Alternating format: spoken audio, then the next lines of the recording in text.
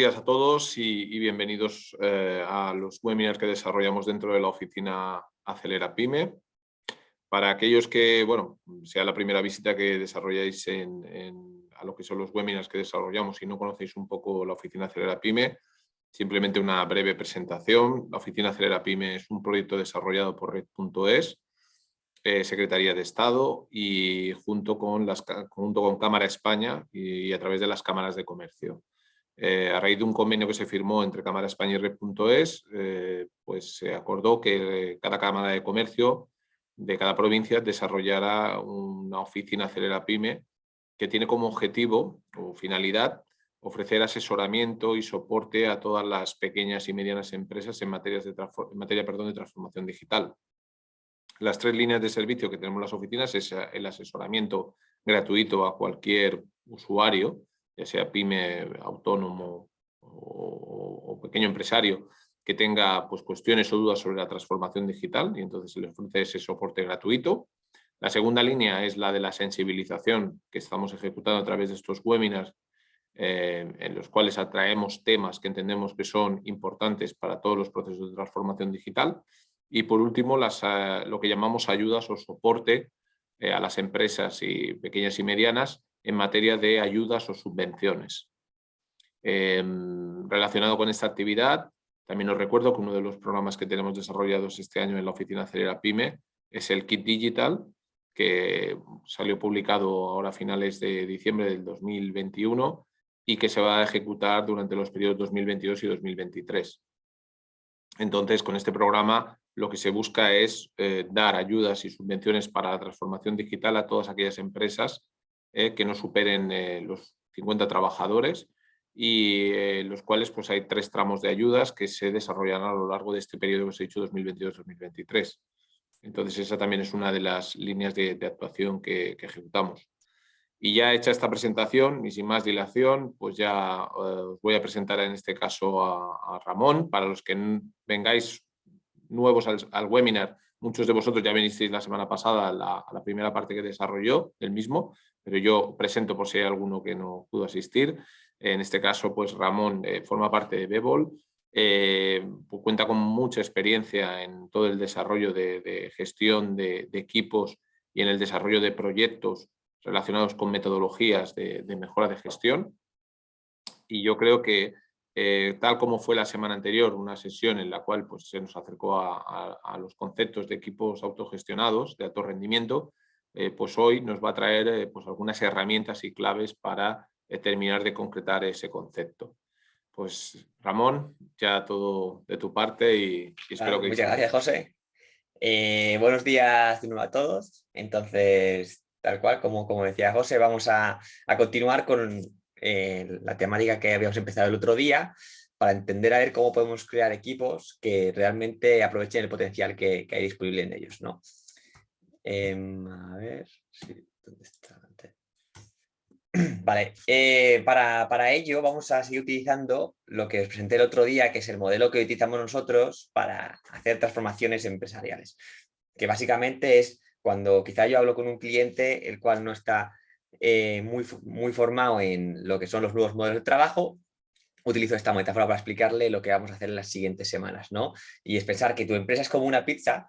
Entonces hay un montón de ingredientes y solo hay una combinación perfecta, o digamos que tienes que encontrar la combinación perfecta para tu empresa, ¿no? Tu pizza perfecta, porque cada empresa es diferente y cada contexto es diferente, ¿no? Entonces no podemos meter modelos ya creados, cuadriculados y adaptar una empresa a esos modelos, sino que tenemos que adaptar los modelos a la empresa, ¿no? Estuvimos hablando el otro día del tema del propósito de los valores, ¿no? Que para nosotros es como la masa, que tiene que estar sí o sí para que una empresa pueda construirse sólidamente.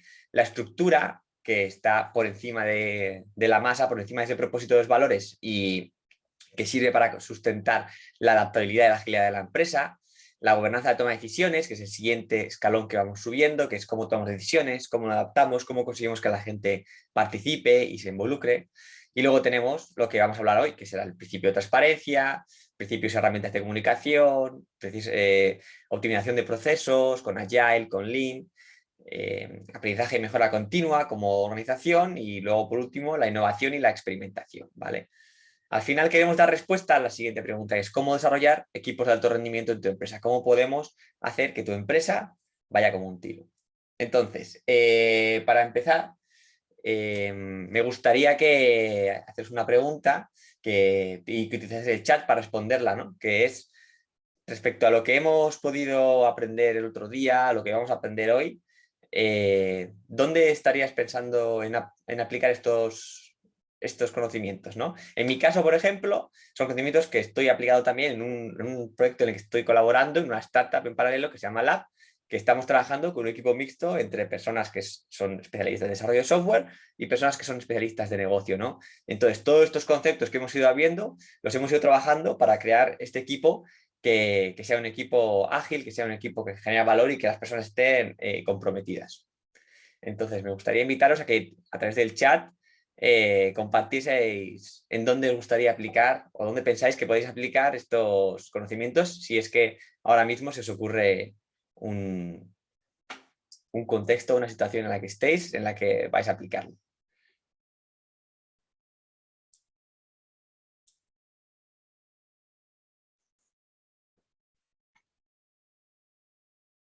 El chat lo podéis encontrar abajo de la pantallita, en principio, y vale, ya han salido algunos mensajes. En el departamento de consultoría y desarrollo.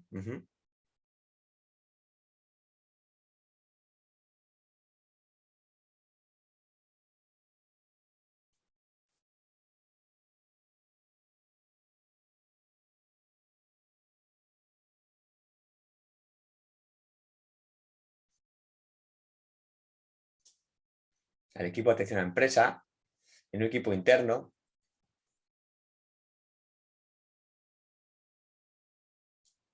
Vale.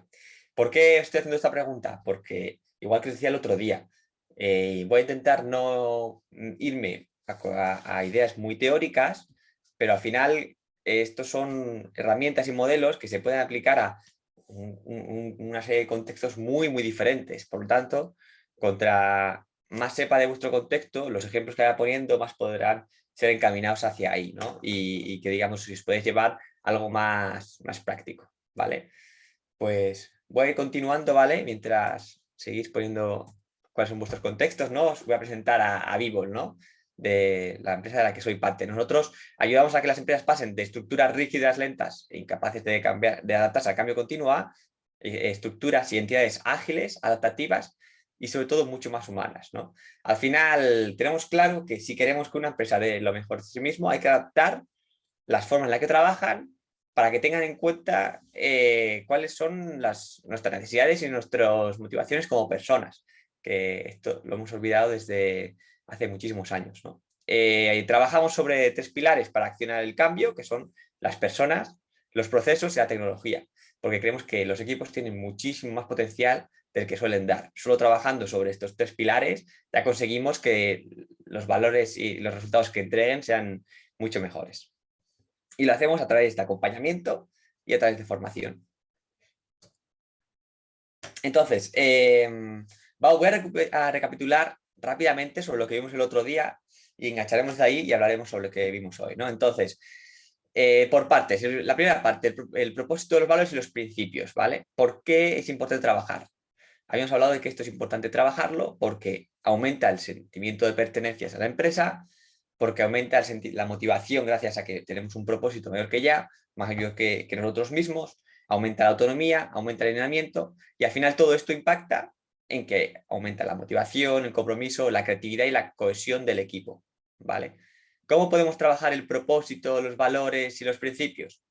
Lo primero, la primera idea que me gustaría que recordaseis y que os volvieseis a llevar es que si queremos que de verdad estén reflejados en el día a día del equipo y las personas lo sientan como suyos, tenemos que dejar que se involucren o que pongan su granito de arena a la hora de crearlos, ¿no? Por eso es ideal si estáis lanzando un equipo o si queréis, digamos, meter una agitación de motivación en el equipo, que los trabajéis y los co-creéis con todos los miembros del equipo y dejéis que añaden su propio granito de arena, que lo hagan suyo. Otro tip, otro consejo sería crear un propósito intermedio. Podemos tener un propósito superior que guíe al final que sería como la visión del equipo, la visión de la empresa, ¿no? Pero crearnos uno que esté a mitad de caballo entre lo que hacemos diariamente, lo mundano, las actividades en sí mismas y esta visión nos ayudará mucho a poder aplicar esta, esta visión en el día a día, ¿no? Y por último, intenta que tanto el propósito como los valores y los principios estén reflejados en cada decisión. Si tomas decisiones que se separan o que van en contra de ciertos valores o principios que al principio habéis, como habéis co-creado entre todos, o habéis todos coincidido en que son vuestros valores y principios, dejarán de tener, la verdad, todo esto bueno que estoy comentando relacionado con el sentido de pertenencia, autonomía y alineamiento, porque las personas entenderán que son solo papel mojado, símbolos en las paredes, vamos. La estructura organizativa. ¿Por qué es importante trabajar la estructura organizativa? O por lo menos reinventarla. Primero porque necesitamos una estructura organizativa adecuada que nos permita responder al cambio con agilidad, con adaptabilidad, con flexibilidad, con autonomía, con sentido de pertenencia, con ownership. Las estructuras tradicionales de las empresas son rígidas, son jerarquizadas y son al final modelos que hacen muy difícil que la propia empresa se adapte y evolucione al ritmo al que evoluciona el contexto alrededor de ella, ¿no? Entonces, como que ya la primera piedra la estamos poniendo nosotros mismos en la mochila, ¿no? Para conseguir que nuestra empresa sea competente. Los modelos que tenemos que desarrollar son modelos que sean más ágiles, flexibles, que permitan adaptación, que permitan que las personas se muevan entre roles según vayan cambiando las necesidades de la empresa y el contexto, ¿vale? ¿Cómo podemos empezar a trabajar la estructura organizativa? Primero podemos intentar alinear la estructura con nuestra cadena de valor. Una cadena de valor son todos los pasos que tenemos que dar o que todos los pasos que da el valor hasta que llega al cliente, ¿no? Desde quizá fuera desde que es un pensamiento hasta que es un objeto, si es que está fabricando un producto o lo que sea. Entonces, tenemos que intentar adaptar nuestra estructura lo mejor posible a estas cadenas de valor para que las cubran completamente y que las personas que están cubriendo toda la cadena de valor puedan relacionarse entre sí e interactuar libremente, ¿no? El ejemplo que os ponía el otro día es una empresa organizada funcionalmente, o sea, que tiene departamentos funcionales que pueden ser finanzas, recursos humanos, operaciones, tecnología, legal, todos verticales y que los proyectos tienen que ir saltando de un departamento a otro hasta que llega a entregar valor, la cadena de valor va en horizontal y la estructura va en horizontal, en vertical, entonces el valor va recorriendo la cadena de valor con mucha más complejidad, porque todos los departamentos tienen dependencias entre sí, ¿no? Entonces el de tecnología dice, oh, tengo que esperar a que el de operaciones me pase esto para poder seguir, el de operaciones dice, yo tengo que esperar a que el legal me pase esto, y etc. Una alternativa sería organizar la estructura por equipos de producto, que se suele llamar, ¿no? Son equipos que son multidisciplinares y que pueden cubrir en mayor o menor medida una cadena de valor. O sea, que solo trabajando las personas del equipo pueden conseguir entregar valor. ¿Y qué sería el ejemplo? Un equipo, pues que si en el ejemplo que os ponía de que tenemos gente de la parte IT, tenemos gente de operaciones, que va pasando, luego el valor va a legal, luego a operaciones, es tener un equipo formado por estas, pues una persona de legal, una persona de operaciones, una persona o dos de tecnología, una persona de negocio y que colaboren día a día para sacar el valor. Ya no tienes que irte a otro departamento y luchar con otras prioridades y escalarlo para conseguir que los de legal te pasen el documento que necesitas, sino que esa persona está dentro del equipo y es responsable del valor entregado por el equipo. Entonces, has conseguido alinear tu estructura a la cadena de valor. Luego también podéis empezar a pasar de pirámides a círculos, que esto querría decir un poco esa idea, ¿no? De pasar de una organización funcional, vertical, muy separada entre las personas que hacen cada cosa, a una relación más de círculos que son dueños del trabajo que están entregando y que son capaces de entregar valor por sí mismos, ¿no? Que luego están dentro de otros círculos que se relacionan, pero que en vez de ser una forma así, es una forma de muchos círculos que están integrados en otros círculos, ¿no? Dependiendo de cómo grande sea la empresa. Otra idea muy importante es utilizar roles dinámicos. En vez de contratar y tener una estructura basada en roles fijos, o sea, yo te contrato para que tú seas la persona que hace esta actividad en concreto en esta parte, contratar y tener una filosofía de roles dinámicos. Tú vas a desempeñar este rol, en el futuro serán otros roles, incluso desempeñarás roles en paralelo porque te interesa, ¿no? Y cuando la situación vaya cambiando, cambiarás de rol. Entonces ya los roles son como sombreros, ya no estás fijo en una actividad en particular que tienes que hacer, sino que al final estás con el conjunto del resto de trabajadores colaborando para hacer que la empresa entregue todo el valor posible, ¿no? Y ya no es una etiqueta que llevas fija, la de que es tu posición tal, sino que son roles como sombreros que te quitas y te pones. ¿Vale? Otra idea muy importante es intentar empezar a potenciar el liderazgo orgánico y dinámico. El liderazgo orgánico es el que llamamos liderazgo natural, es aquel que surge por sí mismo, que puede ser motivado por pues que la persona tiene mucha motivación, tiene más experiencia en el tema, o tiene más compromiso, o tiene más disponibilidad, pero al final es como que surge orgánicamente en vez de que ser alguien el que decide quién va a ser el líder. Y el liderazgo dinámico, que quiere decir que tú en ocasiones serás líder y en ocasiones serás seguidor, dependiendo de las razones que te he dicho antes, ¿no? Como dependiendo del compromiso, de la disponibilidad, de la experiencia que tengas. Entonces, en algún proyecto tú vas a ser el que lo esté liderando y en otros el que está siguiendo, ¿no? Pero no pasa nada porque está integrado en la cultura de la empresa y de hecho esto te permite que puedas disfrutar de proyectos, en algunos siendo líder porque son los que más sabes, los que más te gustas, y en otros siendo seguidor porque en ellos estás aprendiendo o porque estás empezando a desarrollarte en esa parte, ¿no? Y todos ganan, tanto la persona porque siente que está aprendiendo, que está consiguiendo ver nuevos contextos, que está aumentando su currículum o lo que sea, tanto la empresa porque tiene equipos que son mucho más dinámicos, ¿vale? Y bueno, y la última idea relacionada con la estructura organizativa es crear equipos que sean autónomos, independientes y autosuficientes, como decía antes.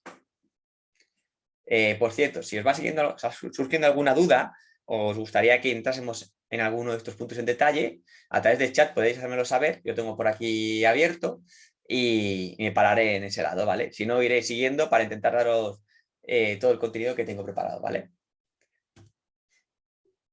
Vale, el siguiente punto de recapitulación, la gobernanza de toma de decisiones, ¿vale? ¿Por qué queremos invertir en trabajar este punto? Primero, para tomar decisiones mejores y más rápido. Luego, además, porque el cómo tomas decisiones o la libertad que das a tus empleados impacta en la motivación, el compromiso, en la colaboración, en la significación que estos viven. Al final, cuando somos capaces de influir sobre el contexto en el que vivimos, nos hacemos mucho más responsables de él y además nos sentimos mucho más realizados, ¿vale?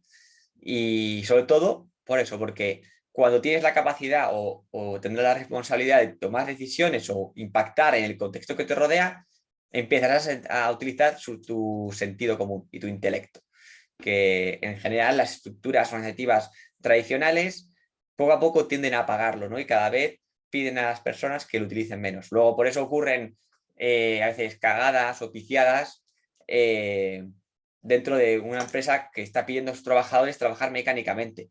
Porque dices, pero ¿cómo es posible que no se haya dado cuenta que acaba de juntar estas dos partes o que esto venía diferente o que no está cortando como debe porque está la máquina mal configurada? Pues es posible porque a esa persona le ha sido incitando con el tiempo a que ni siquiera piense ni trate de resolver los problemas por ella misma, sino que haga mecánicamente, ¿no?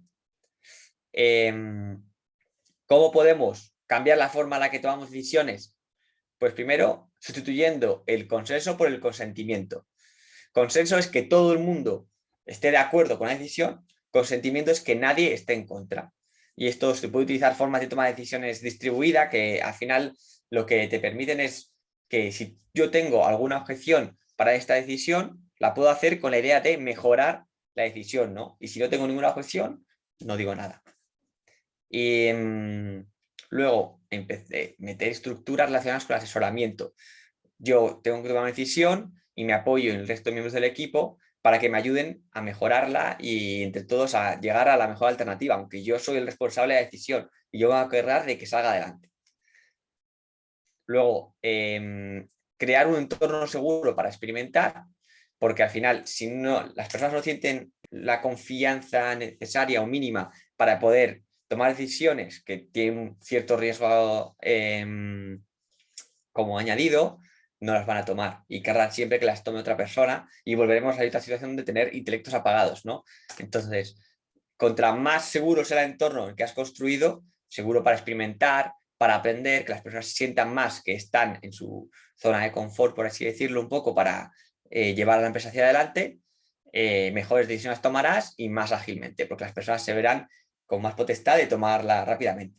Que luego ya entraremos en qué decisiones deben ser tomadas por quiénes y qué hay decisiones que un trabajador normal no se va a atrever a hacer y que debería tomar otra persona. Pero bueno, hay muchas decisiones del día a día que se escalan igualmente y que hacen que la empresa vaya más despacio cuando podrían, con el conocimiento y la experiencia que tiene el equipo, ser tomadas por el propio equipo. Y luego, por último, si tú eres un líder que te gustaría empezar a hacer que tu equipo tuviese más iniciativa y tomase, digamos, más decisiones por ellos mismos, te invito a que instituyas las afirmaciones que haces por preguntas. Cuando venga un miembro de tu equipo a decirte, oye, ¿qué tengo que hacer aquí? Le preguntes, ¿cómo lo harías tú? ¿Cuál crees que es la forma en la cual la empresa obtendrá más valor? Y haciendo esas preguntas que hacen pensar a la persona y luego al final viendo si tomas esa decisión que la persona ha sugerido o le ayudas a mejorarla, poco a poco estás sacando de ti este rol de ser el cuello de botella que tiene que pasar por todo, todas las decisiones pasan por ti y las personas no quieren tomar responsabilidad, que poco a poco vayan cogiendo confianza y vayan confiando en el juicio que hacen, ¿vale? Porque se lo estás demostrando día a día con esas preguntas.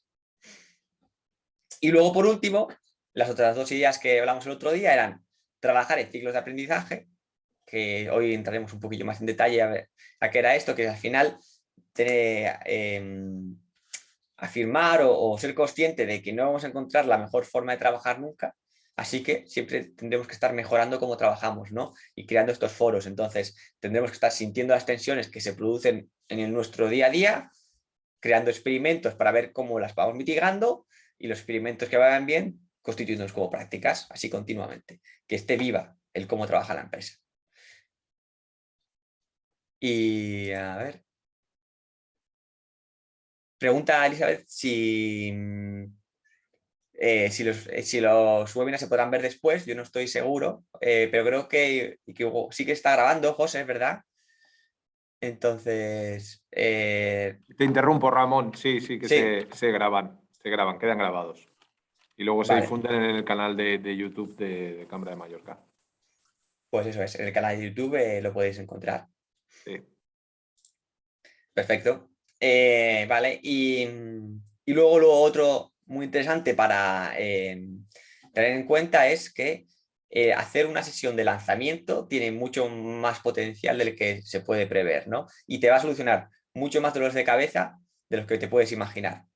Porque en una sesión de lanzamiento habláis y co-creáis estos propósitos, valores, co-creáis la estructura del equipo, los roles, cómo vais a funcionar, decidís cuál será la forma de que toméis decisiones, creáis esta filosofía del proceso de asesoramiento, etc.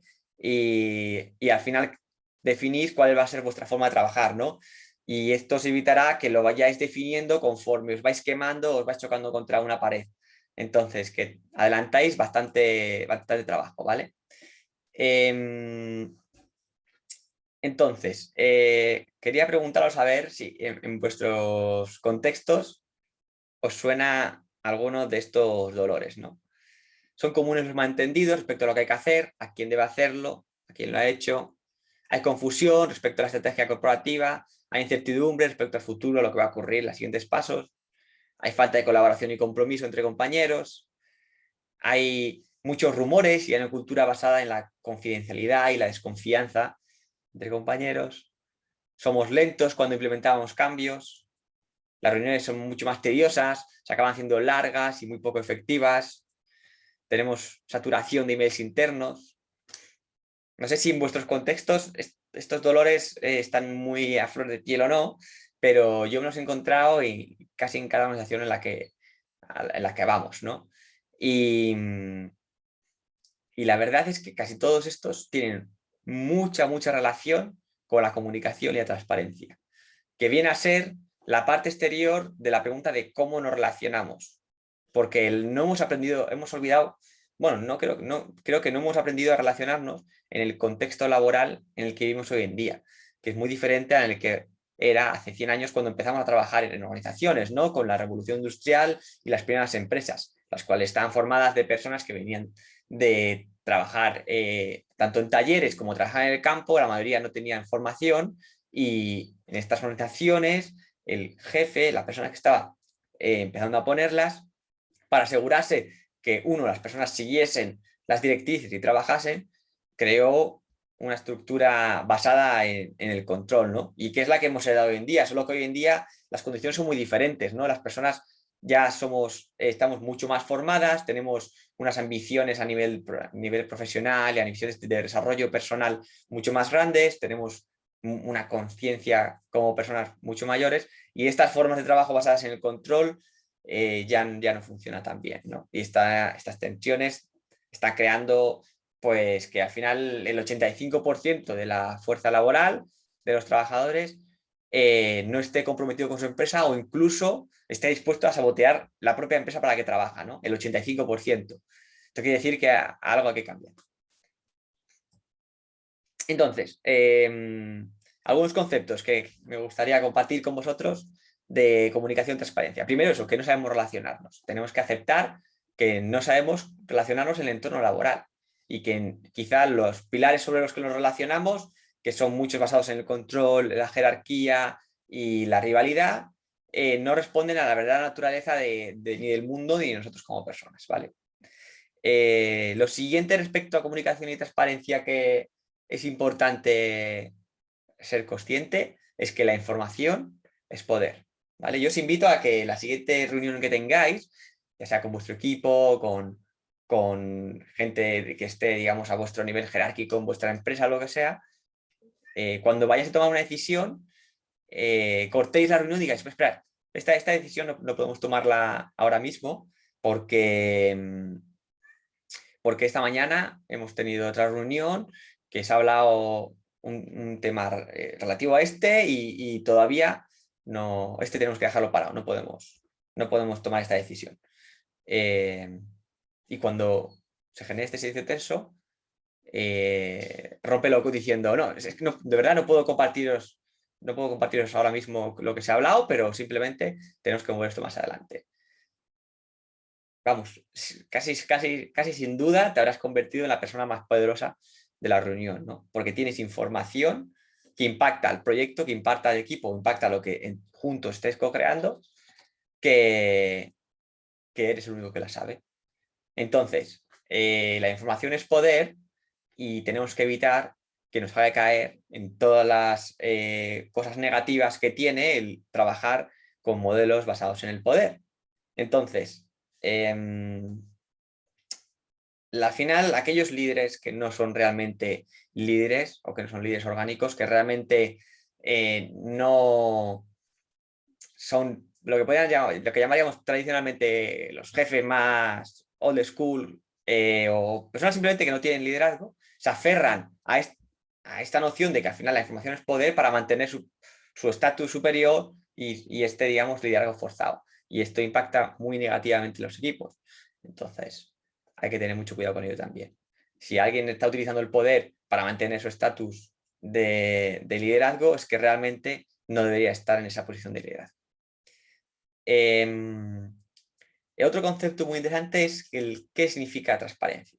Porque claro, hay muchos grados de transparencia, ¿no? Y conforme vas viendo diferentes... Hay empresas que funcionan con transparencia radical total, incluido en los números, incluido en los salarios, incluido en todas las decisiones, y que incluso tienen una o dos sillas vacías en el comité directivo para cualquier empleado de la empresa que quiera asistir a las reuniones periódicas, ¿no? Transparencia total. Y otras veces hay otras empresas que están entregando muy buenos resultados también, pero no llegan a ese nivel de transparencia, ¿no? No creo que haya algo que sea bueno o malo, pero que sea mejor o peor tener más transparencia o menos. Normalmente más transparencia será mejor, pero hay casos y casos, ¿no? Entonces, volviendo a la pregunta de qué significa transparencia, para mí transparencia significa que alguien que tenga que tomar una decisión tenga en su poder, o tenga disponible toda la información de la que dispone la empresa relativa a esa decisión, que la tenga disponible, la tenga al alcance, ¿no? que pueda acceder a toda esa información para tomar la mejor decisión. La mayoría de equipos o la mayoría de situaciones en las cuales muchas empresas intentan empezar a crear equipos que sean autónomos, que tomen sus propias decisiones, equipos que se muevan como os contaba antes, no crean las estructuras de transparencia suficientes y se toman decisiones que no son tan buenas, porque el equipo no dispone de la información necesaria. Y hay cosas al final que hay temas relacionados con la información que los equipos deben conocer, ¿no? Había una metáfora muy buena, que era que tú imagínate un equipo baloncesto, un partido de baloncesto que tiene los dos equipos, y ambos equipos están jugando con las vendas puestas en los ojos, ¿no? Y desde la banda, el entrenador, que sería el jefe, no para de pegar chillos, ¿no? ¿Crees que es posible que este equipo siga el ritmo del partido solo con los chillos que pega el entrenador, sin saber cuál es el marcador, sin saber cómo está la situación alrededor de ellos? Es imposible, ¿no? Entonces, por ejemplo, simplemente el compartir la situación económica de la empresa a nivel de datos, resultados y ofrecer, digamos, un resumen, ya va a ayudar a que muchas decisiones que tomemos sean mejores, porque el equipo va a saber si estamos en ataque o estamos en defensa o cómo estamos, sin que sea el entrenador desde la banda el que analiza el resultado del partido, saca unas conclusiones y le grita lo que tienen que hacer, ¿no? Entonces, intentemos quitar estas vendas para hacer que la empresa fluya mejor. Si las personas que sabemos si hay que estar en ataque o hay que estar en defensa, ¿no? Viendo el resultado. Entonces, bueno, os invito a eso.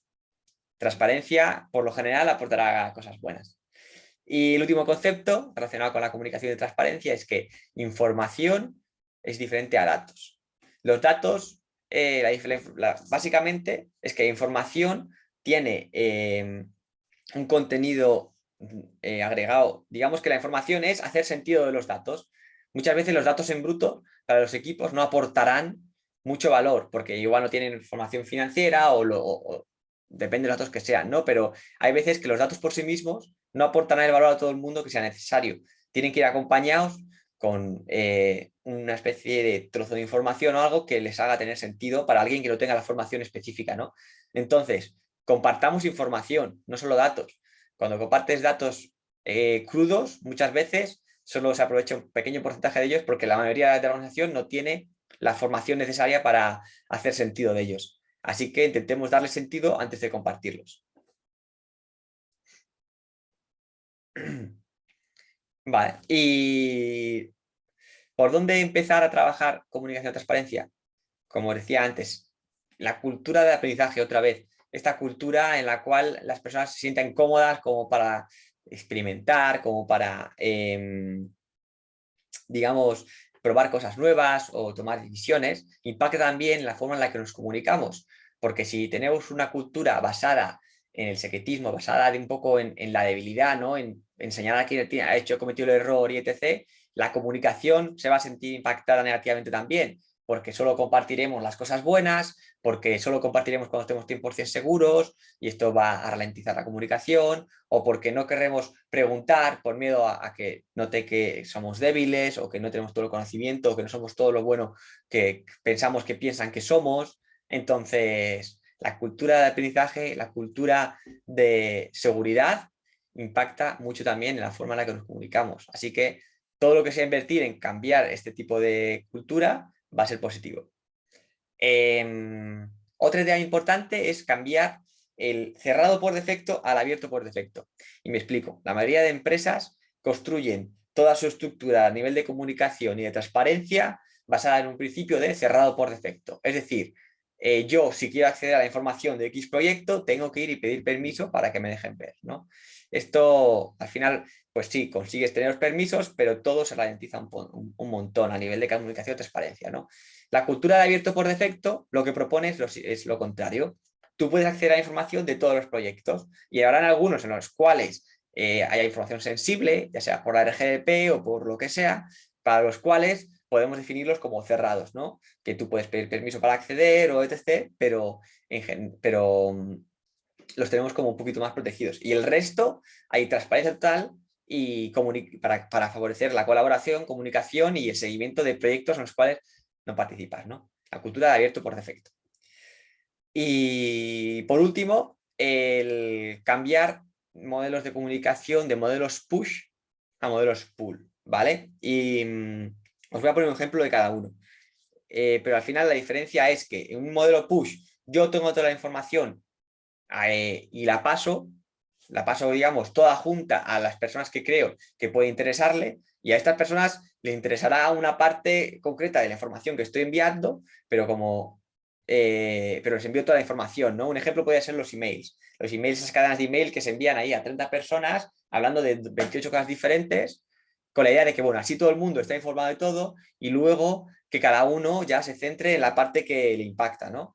Y cuando empiezas a recibir de estos y de repente estás recibiendo todos los días 5 correos de estos infernales de leer, con muchísima información que al final lo que haces es leer en diagonal y tampoco prestar atención, la comunicación se vuelve súper tediosa. Luego hay problemas y dicen, si te lo pasé por el mail, ¿cuál de los 300 mails que hemos mandado esta semana internamente, ¿no?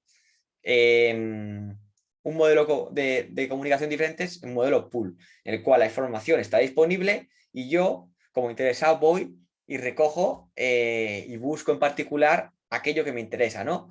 Un ejemplo de comunicación pool, por ejemplo, sería nosotros estamos continuamente desarrollando o actualizando las políticas de cómo va trabajando la empresa o la forma en la que desarrollamos nuestro producto, y tenemos una base de datos que tiene un buscador para lo cual yo, por ejemplo, que soy del departamento de IT, por ejemplo, ¿vale? Y nosotros desarrollamos una aplicación y entonces tengo dudas acerca de cómo estamos tratando la privacidad de los datos porque tengo que añadirlo. En vez de haber estado en el email que envía el tío del legal cada vez que va haciendo un cambio a toda la empresa, que envía pues un email cada semana, yo puedo ir a esta base de datos de la empresa y buscar confidencialidad de datos. Y este buscador con inteligencia artificial o un buscador medianamente inteligente ya te encuentra las últimas publicaciones o respuestas en la base de datos corporativa de la empresa relacionadas con eso, ¿no? Y yo puedo entrar ahí y ver, vale, ahora los gestiona así, ¿no? Esto es lo que tengo que poner en la aplicación o así tengo que gestionar la privacidad dentro de los datos de la aplicación que estamos desarrollando, por ejemplo, ¿no? Otro ejemplo de modelo de pool de gestión de información es gestionar los proyectos con un tablero Kanban abierto, como este que os pongo aquí, ¿no? Entonces, en este tablero se reflejan las cosas que están seleccionadas para hacer en el corto plazo, las cosas que tenemos en marcha y las cosas que están terminadas. De forma que si yo soy de otro proyecto, pero necesito saber en qué está centrándose ahora mismo el equipo X, porque necesito que me hagan o que me ayuden con algo particular, me puedo simplemente con pasear por delante de ese tablero, o si es digital, entrando a ver el tablero de su proyecto, puedo saber todas las cosas que tienen en marcha, cuánto trabajo tienen acumulado para el corto plazo, si tienen muchas cosas en marcha o simplemente en qué estado está el proyecto que están desarrollando, ¿no?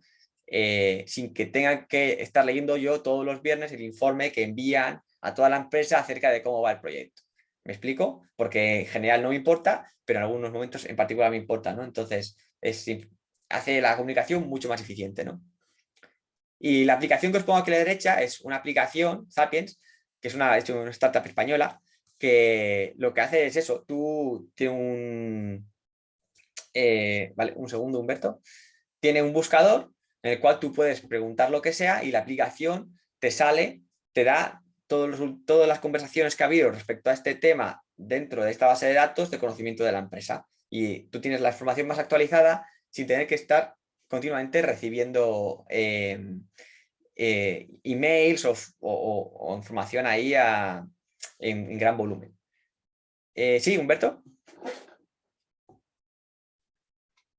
Si quieres puedes desmutearte o escribirlo por el chat.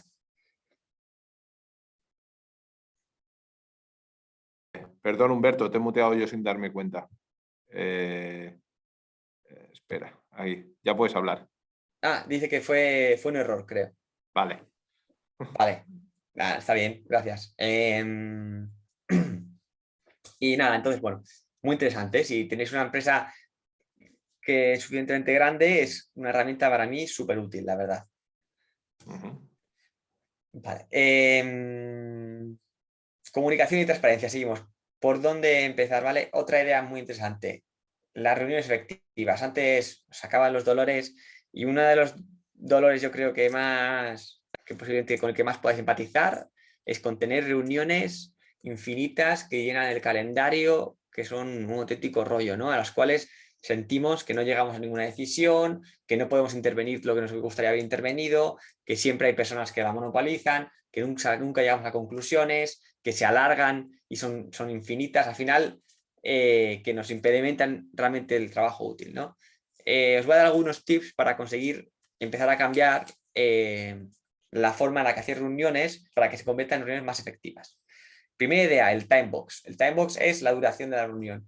Es imprescindible que una reunión tenga siempre una duración máxima establecida y que sea sagrada, porque si no empezaremos a cambiar el chip y las reuniones serán cosas que, aunque en papel tengan una fecha, una hora de finalización, siempre nos enredamos, siempre estamos 1 hora y media más, 2 horas, y es un coñazo juntarse. Y luego además son reuniones muy beneficientes, porque al final esto es como lo del gasto con el dinero, ¿no? El gasto siempre se extiende hasta los límites que pones de dinero y el tiempo también. Las reuniones se extienden muchas veces hasta el límite que le has puesto y si no tiene límite se hacen imposibles, ¿no? Entonces, tener un final de reunión que sea sagrado y que siempre respetemos, incluso aunque a veces nos quedemos a mitad de lo que estamos hablando y decimos, bueno, continuamos o ponemos otra para otro día o continuamos en otro foro, pero tenemos que intentar tener un tiempo límite y respetarlo. Muy importante también que cada sesión tenga un objetivo claro y tenga una razón clara por la que nos estamos juntando, ¿no? Si nos juntamos por juntarnos también acabaremos alargando todo y si además no seremos capaces de guiar la conversación para que nos haga llevar a alcanzar este objetivo, porque no sabemos realmente cuál es el objetivo. Es muy, muy interesante también tener o disponer de la figura de un facilitador, una persona que se encargue de que perseguimos este objetivo, de que vamos siguiendo el orden de la sesión y que todo el mundo va interviniendo más o menos de la misma forma y que todo el mundo tiene la capacidad de exponer sus ideas y sus iniciativas, lo que se tenga que hablar de igual forma, ¿no? Porque luego también tenemos personalidades diferentes, más introspectivas, más introvertidas, más extrovertidas, y luego además, acorde al estatus, muchas veces también impacta, ¿no? Entonces, los que tienen más estatus son los que más hablan y los que tienen menos estatus jerárquicos son los que menos, y muchas veces los que podrían aportar más valor son los que tienen menos estatus jerárquico porque están más en el día a día de lo que está ocurriendo. Un facilitador se encarga de que todos puedan hablar de igual forma. Otra cosilla muy interesante son los check-ins y check-outs. Vale, un check-in es una pregunta que hacemos al principio de la reunión cuyo objetivo es traernos a esa reunión, ¿vale? Y no solo traernos físicamente, sino mentalmente, es la idea, ¿no? La avalancha de cosas en la que estamos metidos día a día, llegamos a las reuniones y tenemos la cabeza en 1000 cosas, ¿no? Los check-ins funcionan primero para traernos de atención a este lugar presente que estamos compartiendo, a este momento, y luego además para entender cómo llegan a la reunión el resto de compañeros, ¿no? Muchas veces estas preguntas son relacionadas con temas de los que vamos a tratar en la reunión, como por ejemplo, si hubiéramos hecho un check-in para hoy, fuéramos un grupo de personas que estuviéramos en una reunión interactivamente hablando, podríamos haber dicho, vale, el check-in podría ser cómo he conseguido mejorar, cómo he conseguido mejorar la comunicación del equipo en los últimos 6 meses o qué trucos hemos utilizado individualmente, ¿no? Y compartirlos, un truco cada uno. Pero también podría ser cuál fue la última vez que nos fuimos de vacaciones o podría ser simplemente cómo llegó a la reunión hoy. Yo digo, pues yo estoy súper motivado, aunque es lunes, la verdad que las cosas que van a pasar esta semana, tengo bastantes ganas y tengo muchas ganas de colaborar y sacar cosas adelante. Y otro vendrá y dirá, pues yo la verdad es que vengo bastante cansado porque he estado viajando el fin de semana, así que voy a intentar dar lo mejor de mí mismo, pero creo que va a ser un lunes costoso, ¿no? Y ya solo con esto podemos entender su nivel de involucración o el cómo están actuando en la reunión, ¿no? Porque tenemos un poco más de contexto.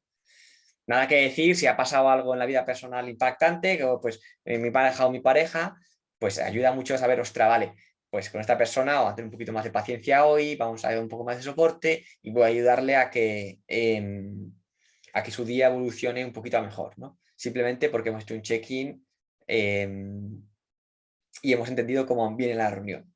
Y el checkout es lo mismo para salir, ¿no? Simplemente podemos preguntar qué hemos aprendido de la reunión de hoy o de qué cosa nueva nos hemos dado cuenta, ¿no? Cómo me voy de la reunión. Y también ayuda mucho a ir creando cada vez reuniones que sean más energizantes, de las cuales hagamos con más energía, más motivación y más ganas de accionar, que reuniones que son soporificantes, no sé cómo se dice, pero bueno, que te den ganas de cortarte las venas más, vamos. Y otra herramienta, otro truco importante, seleccionar sabiamente los participantes que vayan a la reunión. No todo el mundo tiene que estar en todas las reuniones. Si estamos empezando a cambiar el sistema push por uno pull que os presentaba antes, las reuniones son muchas veces sistemas push, en los cuales tú vas y todo el mundo suelta toda su información y cada uno que coja lo que le interesa, ¿no? Y como queremos evitar esto y cambiar a un modelo pull, que cuando yo necesito información sé dónde ir y dónde conseguirla, las reuniones tienen que empezar a ser reuniones más de trabajo, más de activación, para ello los participantes que van a la reunión tienen que ser todos imprescindibles. Si hay participantes que sean prescindibles, posiblemente no tengan que estar en la reunión, porque hay otras formas de que les llegue esa información. Y luego, por último, tener un orden del día preparado de antemano, ¿no? En el cual las personas que tengan cosas que añadir puedan añadir como su parte, como pues a mí me gustaría que hablásemos del modelo de gestión de protección de datos porque no me queda claro y lo añado al orden del día, que luego el facilitador irá utilizando para ir guiando la sesión, pero bueno, más o menos tener claro cuáles van a ser los pasos que van a ocurrir en la sesión, ¿no? Si va a tener una parte de trabajo, va a ser solo parte interactiva y parte de colaboración, de ponernos al día y etc.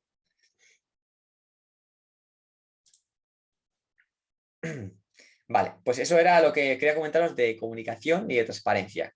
Ahora vamos a pasar al siguiente punto, que es el punto de optimización de procesos, ¿vale? En el que nosotros metemos todos los temas relacionados con Agile, con Lean y al final de hacer que una empresa funcione de forma flexible y ágil, ¿no? Primer concepto que os quiero presentar es el enfoque predictivo y el enfoque adaptativo. Son las dos formas que tenemos de mirar un proyecto, ¿vale? El enfoque predictivo está basado altamente en la predicción, como dice el propio nombre, y al final básicamente funciona bajo la premisa de que podemos predecir el futuro un poquillo, por lo menos. Las condiciones del contexto son suficientemente estables como para que podamos juntarnos al principio del proyecto, trabajar y entender todo lo que está ocurriendo y dedicar mucho cariño a crear un plan de proyecto, a hacer un análisis de requerimientos y demás, porque sabemos que el contexto tiene unas condiciones que cambian suficientemente poco como para que no tengamos que volver a hacer este ejercicio más. Entonces, destinamos al principio mucho tiempo a entender cómo qué necesita el cliente, qué contexto, etc. Luego nos vamos y trabajamos mucho tiempo en el desarrollo de ese producto sin interactuar apenas con este cliente, porque ya hemos destinado una parte al principio suficientemente grande como para entender los requerimientos del proyecto. Y por último, lo entregamos y lo implementamos, ¿no? Y recibimos feedback. Esto es la gestión de proyectos tradicional, que funciona muy bien, eso, en entornos en los cuales las condiciones del contexto no va a cambiar mucho, la tecnología no va a cambiar mucho, que podemos, digamos, saber lo que va a ocurrir en el siguiente año con bastante claridad, ¿no? Y cuál va a ser los siguientes pasos que deberíamos dar y sabemos, conocemos muy bien a nuestro cliente, ¿no? Y nuestro cliente no va cambiando, siempre va a querer más o menos siempre lo mismo, entonces podemos hacer, preparar el proyecto, hacer un análisis, un PM del proyecto completo, como haría un PM, y luego lo empezamos a implementar y al final lo implementamos y recibimos feedback, ¿no? Y damos mantenimiento. Enfoque predictivo. Y luego tenemos el enfoque adaptativo. El enfoque adaptativo entiende que por las condiciones de contexto en el que se da, no puede saber qué es lo que va a ocurrir a continuación y solo puede estar aprendiendo continuamente, por lo que, uno, no habrá un punto final del proyecto tampoco y tendremos que ir continuamente aprendiendo, ¿no? Por estas razones, un enfoque adaptativo no destina tanto tiempo al principio en la parte de definir requerimientos, porque iremos descubriéndolos, sí que entiende un poco todo el contexto, entiende lo que se va a enfrentar y empieza a hacer iteraciones circulares, ¿no? Es el enfoque que utilizan los equipos que trabajan en Agile, que al final es como el enfoque predictivo, pero acortando el ciclo a tope y repitiéndolo continuamente. Continuamente estamos en contacto con el cliente, continuamente estamos aprendiendo, continuamente estamos redefiniendo nuestro producto. Los enfoques predictivos tienen, como os decía, un problema, y es que si trabajamos al final aumenta mucho el riesgo de que lo que estamos construyendo no es exactamente lo que necesita el cliente, porque solo hemos tenido un punto de contacto al principio, trabajamos, invertimos muchísimo dinero y tiempo y luego entregamos algo. Por lo tanto, el riesgo que hay debajo de esa curva de coste es mucho mayor, y en los enfoques adaptativos el riesgo es limitado. Es limitado, pues si en el enfoque predictivo tenemos un proyecto que tardamos en desarrollar 8 meses, 1 mes y medio a principio de requerimientos, luego 7 de desarrollo y último de entrega, tenemos un riesgo de 8 meses y medio, desde la parte de estimación y los de desarrollo, a que con lo que hemos entregado no sea exactamente lo que se requiere, que es muy grande, podemos perder mucha pasta y mucho tiempo ahí. Y el enfoque adaptativo pues tiene ciclos que cada mes nos juntamos con el cliente, aprendemos, redefinimos el plan y llevamos construyendo y entregando valor y aprendiendo de él, ¿no? Entonces el riesgo es limitado a ese mes en el que hemos hablado con él y nos hemos ido a currar. Entonces limitamos mucho el riesgo de haber perdido o mal invertido dinero. Luego además el enfoque predictivo deja toda la entrega de valor para el final. Entonces, al final, el cliente solo recibe lo que necesita al final de todo el ciclo de construcción, y vamos construyendo además por partes que serían en horizontales por funciones, ¿no? Al final no hay ninguna funcionalidad completa que demos del principio, sino que solo entregamos el valor al final del todo, ¿no? Si estuviéramos construyendo un coche, ¿no? Utilizando este símil que suele utilizarse cuando se habla de Agile, el primer mes le entregaríamos una rueda que no le sirve para nada. Es una persona que nos ha venido y nos ha preguntado, necesito ir del punto A al punto B. Entonces, en el primer mes le entregamos una rueda que no le sirve para nada, el segundo mes toda la parte de la base, luego una parte del chasis, y luego al final del cuarto mes por fin le entregamos algo con lo que sí que puede ir del punto A al punto B, ¿no? En el enfoque adaptativo intentamos entregarle valor desde el principio para aprender, que aunque exactamente sabemos que no es lo que va a necesitar, ya nos va a ayudar a entender mejor qué es lo que necesita, ¿no? Entonces el primer mes entregamos ya pues 3 ruedas pegadas que se mueven, y ya nos dice, bueno, pero es que me gustaría que tuviese un compartimento para poder llevar objetos también, porque suelo llevar, yo qué sé, si fuera un jardinero, lo que estamos estudiando, o necesito llevar las maletas, ¿no? Entonces el siguiente mes ya le aparecemos con el producto un poco mejorado con sus comentarios, y vamos construyendo el producto incrementalmente, con piezas de valor que ya aportan valor por sí mismas, ¿vale? Entonces, esto es al final la agilidad, es construir productos o servicios de forma iterativa e incremental, en iteraciones y ciclos cortos, incrementalmente, que cada vez, cada entrega que vamos haciendo se va sumando a lo que le estamos entregando en conjunto, ¿vale? Lo digo porque al final, a la hora de diseñar muchos procesos internos de la empresa, tendremos que diseñarlos con esta idea en mente, si queremos que sean formas de trabajar predictivas o formas de trabajar adaptativas. Y para decidir, lo importante es entender cómo es el contexto. Si es un contexto que nos permite trabajar predictivamente, o si es un contexto que nos permite o nos pide trabajar adaptativamente. Otro concepto interesante, los juegos finitos y los juegos infinitos, ¿vale? La mayoría de... hoy en día, curiosamente, la mayoría de cosas que nos rodean en nuestro día a día, las trabajamos como si fueran juegos finitos, ¿no? Y muchas de ellas realmente son juegos infinitos. ¿Cuál es la diferencia, vale? Los juegos finitos, el objetivo es ganar. En un objetivo finito suele ser un objetivo de suma cero, o sea, yo gano y tú pierdes, y tiene un horizonte temporal finito. Entonces, yo juego para ganar el partido. Imaginemos un ejemplo, podría ser un partido de fútbol. Yo juego para ganar el partido. Un juego infinito, tú juegas para perseverar el juego, ¿vale? Para que el juego siga estando ahí, ¿vale? Los jugadores en el juego infinito son conocidos y son estables, son siempre los mismos a lo largo de todo el partido, digamos, y en los juegos infinitos los jugadores van cambiando y muchas veces no sabes ni todos los jugadores que hay. Las reglas de los juegos finitos son conocidas, compartidas y son estables. Y en los juegos infinitos las reglas son desconocidas y muchas veces van cambiando continuamente. Conocemos algunas reglas, pero a veces van cambiando continuamente, ¿vale? La temporalidad, como decía, de los juegos finitos es o marcada por el que consiga algo, como el que llega a 3 puntos termina el partido, o marcado por un horizonte temporal fijo. Y en los juegos infinitos no hay horizonte temporal porque el objetivo es perpetuar el juego. Entonces, no hay un horizonte temporal definido. Y luego, por último, el impacto es que los juegos finitos tendemos a tomar decisiones marcadas por la urgencia y en los juegos infinitos decisiones marcadas por la importancia, ¿vale?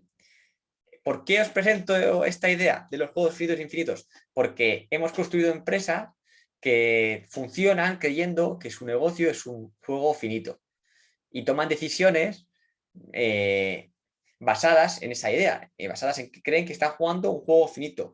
En cuanto ganen el siguiente enfrentamiento, en cuanto ganen la siguiente partida, se acabará el juego, pero no es así. Estamos en un mundo en el que los negocios son juegos infinitos y que lo importante es perpetuar el juego, ¿no? Y esto tiene varios impactos importantes, y es que, primero, el abrazar la cultura del win-win, de la colaboración, de que al final esto no es yo soy un poquito mejor que tú, sino es cómo podemos llegar a ser los dos resilientes para ir aguantando el cambio y el continuo avance de las circunstancias, ¿vale? Un ejemplo de una empresa que digamos, tomó decisiones con la idea de juego finito fue, por ejemplo, Volkswagen, con todo el escándalo que hubo relativo a lo de los análisis de los gases. Al final tomó una decisión que le permitió en el corto plazo estar a la cabeza en transformación de la movilidad más sostenible, pero que en largo y que le permitió ganar esta partida sin darse cuenta que esto era una maratón. No es una, entonces, en el medio plazo ha tenido unos impactos bastante negativos en tanto la marca como en los resultados que ha estado dando, porque no ha entendido que realmente era un juego infinito y que esa decisión tan cortoplacista impactaría negativamente. Entonces, trabajemos también entendiendo que nuestros negocios son juegos infinitos y el objetivo no es ganar la siguiente partida, sino seguir jugando, ¿no? Ser resilientes y seguir jugando. Y nada, y por último, respecto a estos conceptos que estoy presentando del proceso, es que queremos crear una estructura de procesos que tenga un equilibrio adecuado entre la flexibilidad y libertad para que las personas tomen decisiones, avancen, aporten valor y haya alineamiento y unidad respecto a lo que hacemos, ¿no? Y todo ello se sustente bajo la idea que ya os he compartido el otro día bastante y hoy también, de que tenemos que activar el sentido común.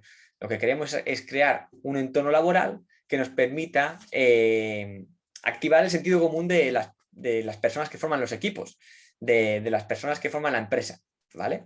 Entonces, a veces tendrá que ser procesos un poquito más definidos, otros un poco menos, siempre intentando mantener este equilibrio entre alineamiento y libertad, ¿vale?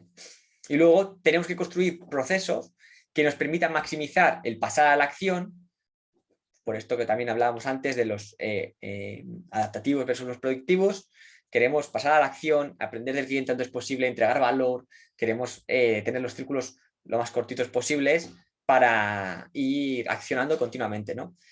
Necesitamos procesos también que nos permitan poner el foco el máximo en el cliente. Por eso también los ciclos cortos iterativos funcionan muy bien, porque nos permiten estar siempre en contacto, incluso co-diseñando de la mano de nuestros clientes, ¿no? Y diseñando aquello que de verdad va a satisfacer las necesidades reales. Y por último, diseñar procesos que maximicen la interacción entre todos los involucrados, no solo los miembros del equipo, sino con otros stakeholders de fuera del equipo, otras personas influyentes, incluso con los usuarios, los clientes o incluso con la competencia, ¿no? Queremos maximizar la interacción porque aprendemos de la interacción. Entonces, para recapitular y presentaros un poquitillo tema relacionado con la agilidad, ¿no? Que es lo que hemos metido en esta parte de procesos, os quiero dar una pequeña píldora de qué significa trabajar en Agile, trabajar ágil, tener equipos ágiles, ¿vale? No os voy a hablar de ningún framework, no os voy a hablar de ningún modelo, os voy a hablar realmente de lo que hay debajo de la superficie, lo que realmente debería estar detrás de cualquier transformación Agile, ¿no? Primero es involucrar el ADN de cambio que he llamado aquí, que lo que quiero decir es abrazar el cambio, abrazar el que no hemos ni podemos predecir el futuro, así que vamos a ir dando pasos y aprendiendo continuamente. A veces nos estamparemos, otras no, y lo que queremos es reducir el riesgo para que cuando nos estampemos los daños sean lo menores posible, ¿no? Entonces, abrazar el cambio. porque vivimos en un mundo en el que si quieres controlar el cambio, vas a sufrir mucho. Luego es poner el foco en el valor, ¿vale? Ya dejar de poner el foco en las actividades que hacemos o en cosas que realmente no aportan valor al cliente final. Es maximizar el enfoque en el valor que entregamos. Después es construir de forma incremental, en vez de construir de forma final. Cuando entregamos valor, ir entregando valor poquito a poco, no queriendo dar el servicio más completo y más perfecto desde el minuto 1, sino ir mejorando y construyendo este servicio conforme vamos aprendiendo, ¿no? Porque así llegaremos antes al mercado, conseguiremos empezar a testear la propuesta lo antes posible y conseguiremos empezar a crear una propuesta que es exactamente lo que necesitan nuestros clientes, porque iremos testeándolo y dándoles valor desde el minuto 1. Agile significa trabajar en ciclos iterativos, como decía antes, ¿no? Iterativos que nos permitan continuamente repensar cómo estamos trabajando, continuamente repensar qué es lo que estamos haciendo, continuamente ir definiendo nuestros siguientes pasos en función de cómo va avanzando el contexto alrededor del proyecto. Trabajar con transparencia radical, de forma que todas las personas que tengan que tomar decisiones en el equipo tengan toda la información necesaria disponible para tomar la mejor decisión. Trabajar con una filosofía de aprendizaje y de mejora continua, entender que no nunca vamos a encontrar la forma de trabajar perfecta para el equipo y siempre va a estar cambiando, ¿no? Entonces todo está en evolución, incluso el propio propósito del equipo. Y aprender y crear los espacios para aprender continuamente, ¿no? Que esto, por ejemplo, serían las retrospectivas que se pueden hacer al final de cada uno de los ciclos, que ahora veremos, que es un poco preguntarnos cómo podemos trabajar mejor, sabiendo que nunca dejaremos de ir adaptándonos y cambiando la forma en la que trabajamos, mejorándola, ¿vale? Y mejorando nuestras habilidades y mejorando el producto que estamos haciendo. Comunicación interactiva, que es al final intentar hablar de persona a persona, eliminando roles o jerarquías de estatus, eliminando todo tipo de patrones que estén ocultos y que estén guiando las conversaciones, ya sea el miedo, ya sea la incertidumbre, ya sea el no sentirse parte realmente del proyecto, que esté limitando una comunicación interactiva y abierta a ver lo que va desenvolviéndose de esa interacción, ¿no? De esa sinergia.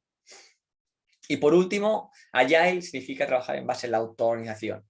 La idea de que las personas somos personas dentro y fuera de la empresa, somos adultos dentro y fuera de la empresa, y si fuera somos capaces de guiar nuestra vida, de gestionarla, de tomar decisiones, de valorar y saber qué es lo que nos viene mejor a nosotros o a nuestro contexto, dentro de la empresa también lo somos. Entonces tenemos que maximizar las estructuras que posibiliten que las personas se autoorganicen, se relacionen entre ellas y vayan tomando decisiones y autogestionándose sin que haya alguien que esté todo el rato moviendo las cuerdas como si fuese una marioneta del equipo, ¿vale?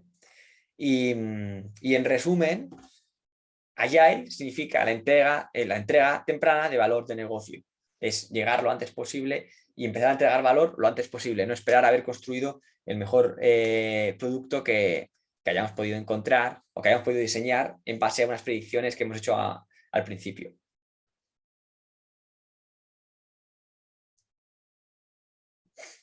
Entonces, ¿cómo podemos trabajar en Agile? Y bajando un poquillo más a tierra todos estos conceptos que estoy diciendo, pues trabajemos siguiendo, por ejemplo, esto es un ejemplo de metodología de Scrum, pero bueno, básicamente es trabajar en ciclos, ¿no? En un ciclo que podemos poner, por ejemplo, 2 semanas, 3 semanas, 4 semanas, dependiendo de cómo sea tu contexto de negocio, la velocidad de cambio, ¿no? Y estos ciclos tienen la siguiente forma, la siguiente estructura. Al principio del ciclo tenemos una sesión de planeamiento, nos juntamos con el equipo y hablamos de lo que vamos a hacer en las siguientes, imaginemos que son ciclos de 2 semanas, en las siguientes 2 semanas. Definimos cuál va a ser nuestro objetivo con el equipo y cuáles van a ser las prioridades y el trabajo seleccionado para hacer esas 2 semanas.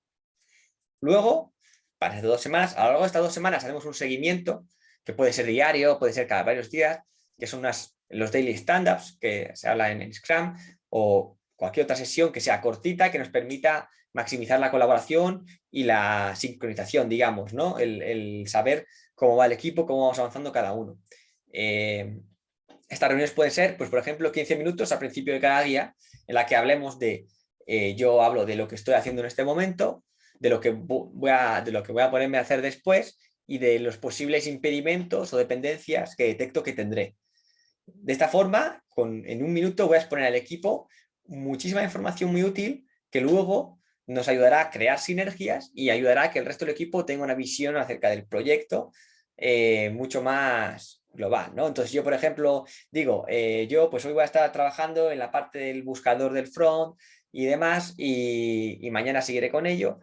Y creo que voy a tener una dependencia pues porque con la conexión de la base de datos de no sé qué, no sé con cuál de las tablas tengo que engancharme y tengo que encontrar a la persona que lo sepa, ¿no? Igual otra persona del equipo que dice, pues yo te puedo poner en contacto con el equipo que hace el soporte de arquitectura técnica, que es la persona que te puede enganchar perfectamente, te puede ayudar a enganchar el buscador con la base de datos que es adecuada, ¿no?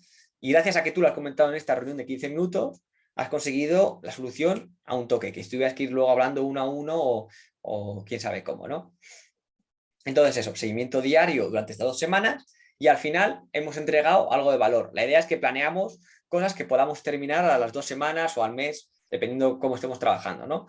Algo que sea de valor, que se sume a todo lo que ya hemos entregado anteriormente, que es el incremento, y que podamos testear cuál es la verdadera, el verdadero valor que entrega al cliente, ¿no? La verdadera aplicación.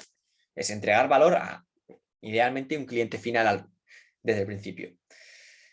Y luego, por último, tenemos otra sesión, la última sesión del ciclo, que es la retrospectiva, en la cual reflexionamos acerca de cómo hemos estado trabajando, qué cosas podemos mejorar como equipo, qué cosas han fallado, qué tensiones han ido ocurriendo. La idea es que a lo largo de todo el sprint, de todo este ciclo, iréis sintiendo cosas que mejorar, pues podemos utilizar otras herramientas, podemos tener, en vez de tener una reunión todos los días, tener una cada 2 días, o tenemos que hacer esto o aquello, o en general, cómo podemos mejorar la forma en la que trabajamos con equipo, ¿no? Y es en esta sesión, la retrospectiva, la que utilizamos para decidir qué cosas cambiamos y qué cosas ya haremos diferentes en el siguiente ciclo. ¿Vale? Y luego volvemos a empezar. Volvemos a planificar otras 2 semanas y volvemos a hacer las 2 semanas, vemos lo que hemos entregado y obtenemos feedback y volvemos a pensar cómo podemos trabajar mejor. Así, todo el rato en ciclos.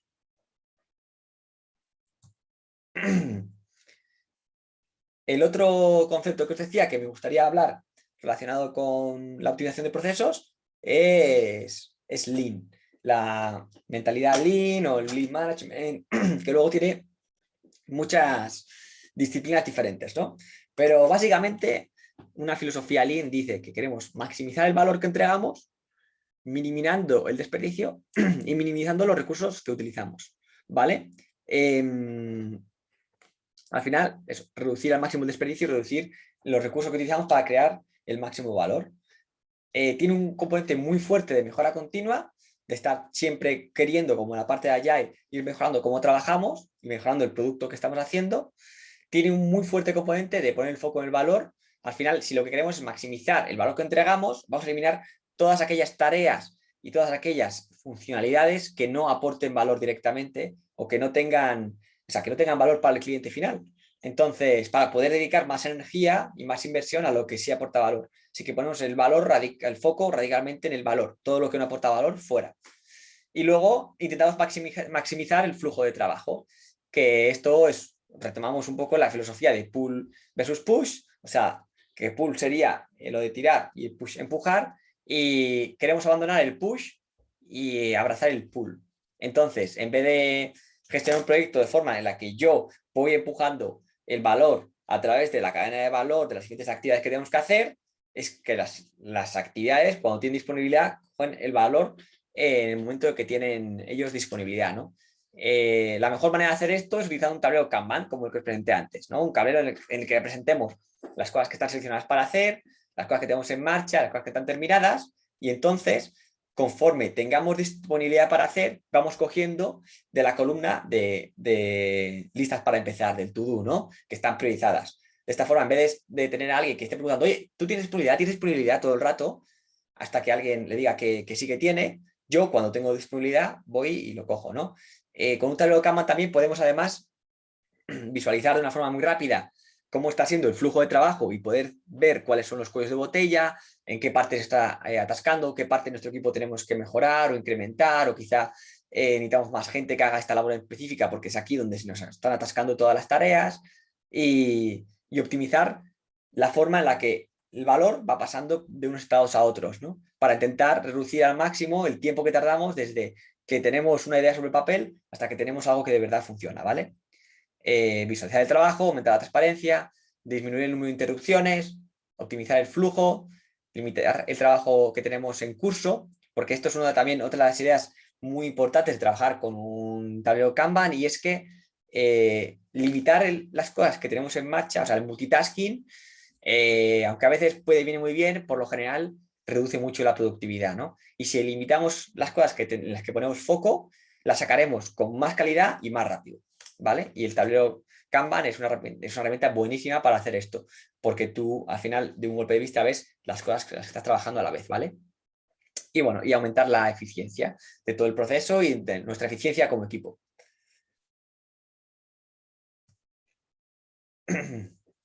Vale, y por último, el último punto que quería que tocásemos hoy, y luego pues hablaremos un poquillo, si queréis, de alguna parte especial, podemos intentar crear aquí un caso práctico en directo que nos inventemos, o incluso de vuestros propios casos, ¿vale? El último punto que quería mencionar hoy es el tema de la innovación, ¿vale? Las empresas suelen tener departamentos de innovación, suelen limitar la parte de innovación a equipos específicos, ¿no? Y bueno, es una iniciativa que está muy bien, ¿no? Creas un equipo cuyo foco sea intentar alejarnos de lo que ya hace la empresa para empezar a crear productos nuevos, ¿no? Y no es una iniciativa que haya que descartar a priori, pero la idea es que la innovación, lo ideal es que esté dentro de todos los equipos y que todos los equipos puedan dar respuesta a esta vena que tenemos como humanos de ir creando, ir innovando, ir descubriendo cosas mejores y diferentes de hacer las cosas, ¿vale? La idea es que al final todos somos creativos y creadores por naturaleza, ¿no? Y esto nos aporta un enorme grado de disfrute y de motivación, el conseguir mejorar las cosas, aumentar, hacer las cosas diferentes, probar cosas nuevas, innovar, en definitiva, que nos vamos desarrollando en el camino, tiene un componente muy importante de mejorar la felicidad de las personas, de la motivación, el compromiso, sentimiento de pertenencia y demás. Entonces, lo que queremos hacer es crear las condiciones en los equipos, crear las condiciones que nos permitan potenciar esta innovación, potenciar este pensamiento disruptivo en todas las personas que tenemos, ¿no? Porque si tenemos 200 cerebros, ¿por qué estamos solo utilizando 5 o 15 o 20 para escribir el futuro de lo que será la empresa, ¿no? ¿Por qué no utilizamos todos? Entonces, mi propuesta es inyectemos la innovación en todos los equipos, intentemos innovar en todos los equipos, no solo en los equipos de innovación. Para ello, ¿cómo conseguirlo? Bueno, volvemos al concepto que os comentaba antes, la cultura del aprendizaje. Si no tenemos una cultura que permita a las personas sentirse cómodas como para probar cosas nuevas, si no tenemos una cultura basada en el apuntar quién ha tenido la culpa, una cultura basada en que los fracasos son casi humillaciones, ¿no? El que todo el mundo tiene que ser perfecto, tiene que ir como todos son perfiles perfectísimos, como en su traje, todo el mundo es ideal. Este tipo de cultura no va a permitir que florezca la innovación, ¿no? Porque la innovación al final parte de la idea de que no somos perfectos. Entonces, si todo el mundo quiere parecer perfecto en el trabajo, nadie va a innovar, porque nadie pensará que puede mejorar. Y luego nadie se atreverá a mostrarse vulnerable, nadie se atreverá a mostrar que los otros quizá tienen cosas que mejorar, y etc., ¿no? Porque todo el mundo ha sido contratado bajo la idea de que es perfecto. Entonces, tenemos que crear una cultura de vulnerabilidad y de humildad que nos permita luchar contra esta idea de que todo el mundo es perfecto, porque si no, no vamos a poder probar cosas nuevas, ¿no? Ni retar un poco el status quo, ni retar un poco lo que estamos desarrollando. Entonces, trabajar la vulnerabilidad aporta muchísimo valor a los equipos. Que no pase desapercibido. Luego, por supuesto, a la hora de innovar, un factor limitante importante es el tiempo. Y al final es que tenemos un tiempo limitado para trabajar, ¿no? Y no puedes, no puedes creer que tu equipo va a innovar si no tiene el espacio para innovar, si no tiene el tiempo para innovar. Si tú tienes un equipo que continuamente, o sea, que tiene muchísimo trabajo y que al final va siempre a tope, si no consigues crear el espacio para que se innove, no se va a innovar. Entonces, una técnica tradicional, como por ejemplo en Google creo que la hacían tradicionalmente, es bloquear un porcentaje de tiempo de cada persona para innovar. Entonces, en Google tenías un día al mes en el cual podías trabajar en alguna iniciativa que ya fuera tuya de algún otro compañero de la empresa que te interesase, que tú quisieras. Y gracias a ella salió el Gmail, el Drive, el Hangouts, muchas de las aplicaciones que ahora mismo son una de las partes más importantes de Google for Business, salieron de este día que tenían todos los empleados de trabajar en algo que quisieran, que les causase interés en nombre de la empresa y que les resultase interesante, ¿no? Y el cual poder experimentar y así ha creado un montón de negocios paralelos, ¿no? Si no hay tiempo, si no tenemos el espacio, sería imposible que la gente pueda parar el frenesí y la locura del día a día para ponerse a intentar inventar cosas nuevas, ¿no? Otra idea muy importante es involucrar a tu cliente. Cada vez estamos consiguiendo evolucionar más de modelos contractuales con nuestros clientes, o sea, basados en contratos en el cual las dos partes acuerdan en base a unas reglas que hay que seguirse y demás, a relaciones de colaboración con el cliente, en las cuales casi yo incluso involucro al cliente en el diseño de lo que estoy construyendo para él, ¿no? En lo cual, en vez de ser una relación más fría y alejada conceptual, es una relación más de interacción, de aprender el uno del otro, ¿vale? Entonces, para innovar, esto es una idea, una estrategia súper buena. Trabaja más cerca del cliente, ten sesiones que involucren a tu cliente, trae a tu cliente o envía a tus empleados más cerca del cliente, que experimenten desde los zapatos del cliente, ¿no? Y toda esta idea, ¿no? Y de aquí surge muchísima innovación. Otra idea interesante, crea sinergias con otras empresas de otro sector, totalmente diferentes, que no tengan nada que ver contigo, pero que permitan a tus empleados salir de los zapatos de su día a día, salir al final de este frenesí que os decía antes, que te acaba haciendo una visión de túnel para ver las cosas con perspectiva, ¿no? Y muchas veces hay innovaciones que se traen de un sector a otro, que la aplicación se hace gracias al expertise de estas personas que han cogido esta innovación desde otro sector, ¿no? Y puede ser, pues, desde una fábrica que fabrica leche, que tiene un sistema de gestión de no sé qué, y tú te lo llevas a tu empresa de marketing, porque has dicho, joder, es que me pareció brutal cómo están trabajando ahí, y esto es una sinergia que creas con una empresa de leche y tu empresa de marketing, en la que la empresa que trabaja en la empresa de leche va a tu empresa y los de marketing a la suya, y hacéis una especie de tándem ahí, ¿no? Y todos se vuelven a sus casas diciendo, guau, tengo un montón de ideas que podemos experimentar en nuestro sector o en nuestra naturaleza de empresa que creo que podrían igual funcionar, ¿no? Entonces, eso, sacar un poco del día a día y del status quo a las personas y agitarles un poco la cabeza. También se hacen muchas cosas con temas relacionados con musicoterapia, con temas que son al final, la idea es sacar a las personas de su entorno laboral tradicional, fijo, digamos, en el cual al final estás tan cerca del problema y de tu día a día que es difícil ver otros puntos de vista. Entonces, sacarles y romperles el contexto de esta forma y llevarles a pensar divergentemente desde otros puntos de vista. Luego, volviendo otra vez con el tema de cultura de aprendizaje, una cultura eso, de experimentar continuamente, ¿no? Y hay una técnica, por ejemplo, que en desarrollo de software yo creo que se aplica ya en bastante otros lados, pero bueno, que se llama A/B testing, que por ejemplo lo hace Spotify. Entonces, Spotify dice, vale, creo que los usuarios podrían querer tener una nueva funcionalidad que les permita, yo qué sé, buscar las canciones o que demuestre, sí, buscar, pues por ejemplo, la recomendación semanal que hace ya bastante tiempo que tienen, ¿no? Creo que podría ser interesante en función de las canciones que escuchan usuarios, recomendar las canciones que no hayan escuchado y que les permitan expandir sus horizontes musicales, ¿no?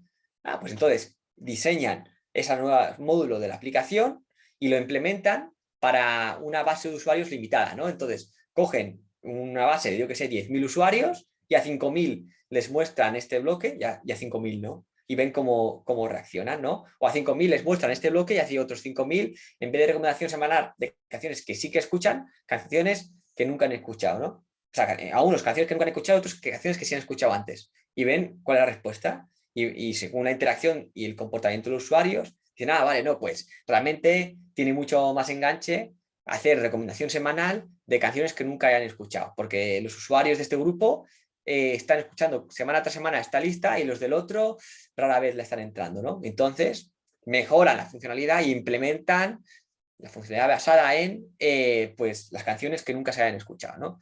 Es hacer testeos para testar hipótesis A contra B con grupos de usuarios limitados, ¿no? Antes de hacer una funcionalidad para todo el mar de usuarios que puede tener Spotify. Entonces, la idea es hacer experimentos y no tener miedo de que los experimentos salga información que nos vaya a doler, porque es esa información la que nos va a salvar luego de tener problemas. Esa información la que nos va a hacer ser mejores, más resilientes y aprender más. Entonces, queremos aprender y aprender continuamente. Queremos estar con esta mentalidad de juego infinito que os decía antes. No queremos cracar la funcionalidad perfecta, sino queremos aprender continuamente para ir siempre haciendo un producto que sea ideal para los usuarios y estar siempre mejorándolo, ¿vale? Y otra idea también que es muy interesante para innovación es crear, planificar conforme a escenarios futuros, ¿no? Crear diferentes escenarios y ver cómo se desarrollaría el futuro respecto a eso para saber hacia dónde guiar la estrategia de nuestra empresa.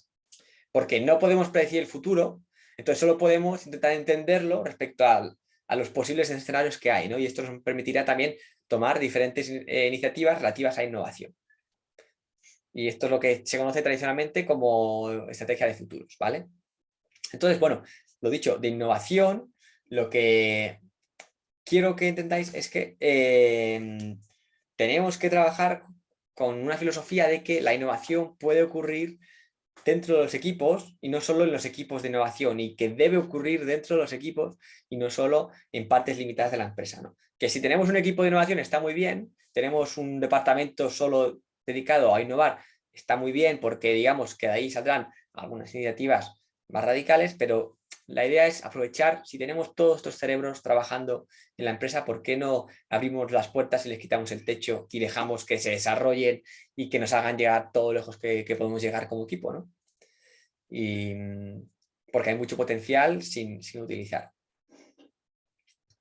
Y nada, y con esto terminaría la parte teórica, ¿vale? Con la idea de que, con esta frase de Ricardo Sembler, ¿no? Que dice, es imposible tratar a los empleados como adultos responsables y honestos sin permitirles conocer e influenciar el sistema que les rodea. Entonces, no podemos pensar que queremos que nuestros empleados cojan responsabilidad, tomen decisiones y empiecen digamos, a comportarse como adultos si les tratamos como niños, va con modelos de relación paternalistas, o si si no les dejamos ni siquiera actuar sobre cómo trabajan, sobre cómo actúan, sobre lo que les rodea, ¿no? Entonces, bueno, os invito a permitir a que las personas de vuestro equipo influencien cómo trabaja el equipo. Gracias, Ramón, por la ponencia y por los casos y las metodologías explicadas, que yo creo que han sido muy interesantes, sobre todo relacionadas con la parte, digamos, de transformación digital, que implica un factor humano, que yo creo que es muy importante, que es que al final es decir, la tecnología no adaptada a los nuevos métodos de gestión, pues a veces tiene esos problemas de integración. Es decir, sí, es el origen al final es el origen de muchas de las tensiones que hay en las empresas ahora mismo, ¿no? Y que nos hacen ser infelices en empresas. Y es que no hemos evolucionado, la parte humana apenas la hemos evolucionado y la parte tecnológica ha sido un cohete. Entonces hay una tensión ahí de no hemos adaptado.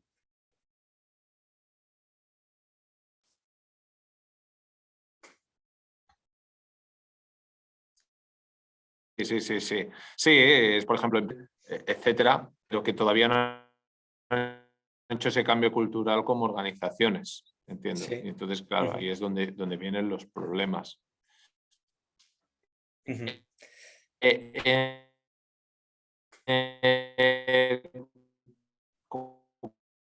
no sé si alguien tiene alguna pregunta. Si la tiene, por favor, podéis pasar. Si no, ujú. preguntar una Mónica mismo, sobre todo en la opción bueno, pues muchas veces de programas informáticos, de nuevos RPs, etcétera, o de programas de gestión de compartir información. Al final la gente Ujú. dice, bueno, voy a utilizar Trello, etcétera. ¿Cuáles son los principales problemas que tú aprecias que hay en las empresas ahora mismo para poder adaptarse? Para poder adaptarse a utilizar herramientas tecnológicas. Sí, herramientas tecnológicas. Sí, pues mira, yo creo que el problema que yo más me he encontrado es que ¿Mm? la empresa se vuelve esclava de la herramienta. Entonces, en algún momento en el proceso en el que decidimos implantar la herramienta y Vale, la vamos implantando, se pierde la idea de que, joder, esto estamos haciéndolo para nosotros, por nosotros, para trabajar mejor nosotros, ¿no? Entonces, acabamos adaptando la empresa a la herramienta en vez de la herramienta a la empresa. Y decimos, no, pero es que tenemos que hacer las cosas de esta forma y volvemos a la idea de que dejamos, o sea, volvemos a incitar a la gente a que no utilice su sentido común, ¿no? Hay que hacer las cosas porque hay que hacerlas, ¿no? Y que dejen de cuestionar, oye, entonces, al final la idea es que somos personas, tenemos que utilizar herramientas que nos ayuden a trabajar mejor como personas y a relacionarnos mejor. Y si no funciona, hay que ir adaptándolo. No podemos ser víctimas de implantar un nuevo modelo de trabajo o una nueva herramienta sin preguntarnos continuamente si tiene sentido. claro. Sí, esa es un poco la realidad o el tema donde yo también he encontrado los principales problemas. Es decir, se piensa que la tecnología va rápidamente a solucionar los problemas, digamos, que pueda haber pues eso, de Sí. cultura, y al final te haces un poco esclavo, sin saber muy bien por qué. Porque yo creo que la gente también lo que tú has dicho es que a veces no se explican las cosas. Sí, sí, sí, sí. Y luego también muchas veces el problema es cuando se implantan herramientas tecnológicas o nuevos modelos es que no se involucra a las personas desde el principio. Claro, Entonces, te encuentras muchísima resistencia a cambiar la forma en la que trabajan porque ni siquiera se les ha preguntado si quieren cambiar de forma de trabajar, ¿no? Simplemente con hacer claro. la pregunta ya habrá muchísimas personas que habrán pasado de ser opositores y que se te van a hacer como resistentes al cambio a ser incluso, si están involucrados, los evangelizadores del cambio, ¿no? Claro. Que en empresas, claro, que llevan trabajando 25 años de la determinada forma, si no haces este pequeño paso, vas a tener mucha resistencia, ¿no? Justo dice, como dice Balta, al final eso, tal cual. La tecnología no hace digital a una empresa. Ser digital es responder rápidamente al cambio y tener tecnología dentro Ya, no te asegura que respondas rápidamente al cambio. Si todo lo demás es estructuras rígidas, estructuras llenas de tener que hacer, hablar o escalar las decisiones 30 veces, por mucha tecnología que claro. tengas, irás igual de lento que cuando hablabais por fax. Muy bien. Pues oye, agradecerte, Ramón, la intervención, la participación y yo creo que las pinceladas que nos has dado de un tema que entiendo que son muy profundas y que creo que siempre, lógicamente, la idea de aquí es darle un baño para que luego las empresas puedan profundizar en todos estos conceptos y trabajarlos, que yo creo que es la parte más importante. Uh -huh. Y nada, bueno, recordar a todos los asistentes pues el agradecimiento por la participación y bueno, que ahí tenéis los datos de contacto en este caso, de Ramón y Uh -huh. Eso cualquiera es. que quiera aprender, profundizar y ampliar estos conceptos, pues encantados de que puedan contactar con él. ¿Vale? Eso es, sin ningún compromiso, incluso para dudas específicas, contactad conmigo y yo os daré mi perspectiva en el momento, ¿no? Si queréis que profundizar más o queréis que os ayude, podemos incluso crear un proyecto, pero vamos, incluso para dudas que tengáis con los equipos que vais a lanzar, ¿no? Como decía Melanie o tal, sin ningún compromiso, preguntarme a un golpe de clic y yo os diré con lo mejor que pueda hacer lo que haría en vuestro caso.